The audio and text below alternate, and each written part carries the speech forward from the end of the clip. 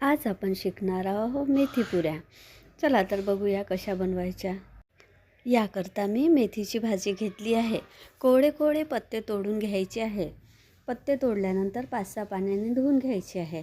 त्यातली अर्धी भाजी बारीक चिरून घ्यायची आहे व अर्धी भाजी मिक्सरमध्ये बारीक करायची आहे. मिक्सरमध्ये बारीक करताना भाजीमध्ये थोडं दही टाकायचं आहे. त्यामुळे मेथीचा जो कडवटपणा आहे तो निघून जाईल.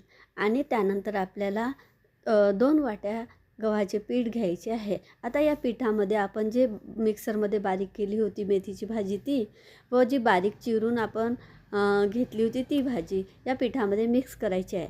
तशीच या पिठामध्ये थोडे हळद, चवीनुसार मीठ, तिखट, ओवा, तीळ हे संपूर्ण साहित्य टाकून आता हे पीठ जसे गव्हाचे पीठ चोळतो पोळ्या टाकायला त्याप्रमाणे हे पीठ चोळून घ्यायचे आहे व 10 ते 15 मिनटं आपल्याला झाकून ठेवायचे आहे. पीठ चोळताना जर तुम्हाला थोडे पाणी लागत असेल तर लावायचे. आता कढईमध्ये तेल टाकून मी छोट्या छोट्या पुऱ्या तळून घेत आहे.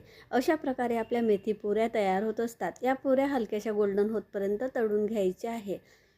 तुम्ही अशा प्रकारे मेथी पुऱ्या प्रवासामध्ये सुद्धा नेऊ शकता. तुम्हाला जर पुऱ्या आवडत नसेल तर तुम्ही याचे पराठेसुद्धा बनवून खाऊ शकता. अशा प्रकारे आपल्या मेथी पुऱ्या तयार आहेत.